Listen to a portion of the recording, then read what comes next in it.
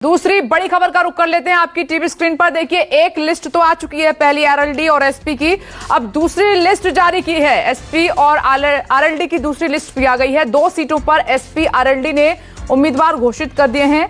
छपरौली से बीरपाल राठी को आरएलडी का टिकट दिया गया है और बड़ौद से जयवीर सिंह को मैदान में उतारा गया है। इन 2 सीटों पर पेच फंसा हुआ था, इस पर मंथन हो रहा था और ये 2 सीटें भी अब क्लियर हो गई हैं। एसपी आरएलडी की दूसरी लिस्ट सामने आई है और आप देखेंगे कि ज्यादातर सीटों पर जो लिस्ट सामने आई है उसमें आरएलडी की तरफ से ही ताल ठोकी जा रही है। ज्यादातर सीटें आरएलडी के खाते में ही गई हैं और अब ये 2 नामों की जो चर्चा थी।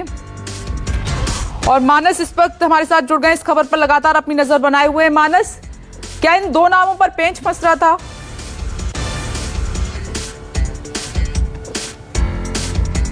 देखिए, ये 2 नाम तय किए जाने में थोड़ा सा वक्त लगा, इसलिए ये जो पहली सूची जारी हुई थी उसके बाद करीब 3-4 दिन का वक्त लग गया और आज 2 और नाम घोषित कर दिए गए हैं। ये बड़ौद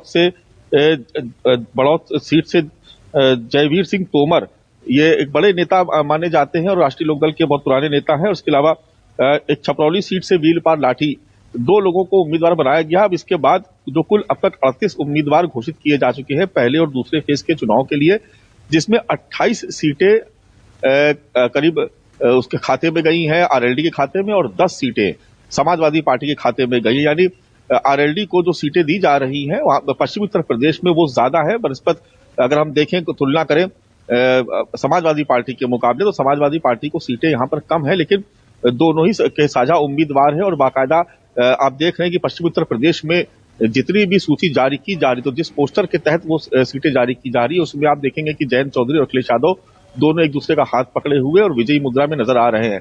तो आज 2 सीटों का और ऐलान कर दिया गया है। ये भी कहा जा रहा है कि आने वाले कुछ दिनों में जो पश्चिमी उत्तर प्रदेश के जो 2 चरणों के चुनाव होने, उसमें जो बाकी बची हुई सीटें हैं उस पर भी लगभग मंथन पूरा हो गया और वो भी जल्दी घोषित की जाएंगी। लेकिन आज ये 2 और उम्मीदवारों को घोषित किए जाने के साथ साथ अब आरएलडी के खाते की तकरीबन सारी सीटें पूरी हो चुकी हैं।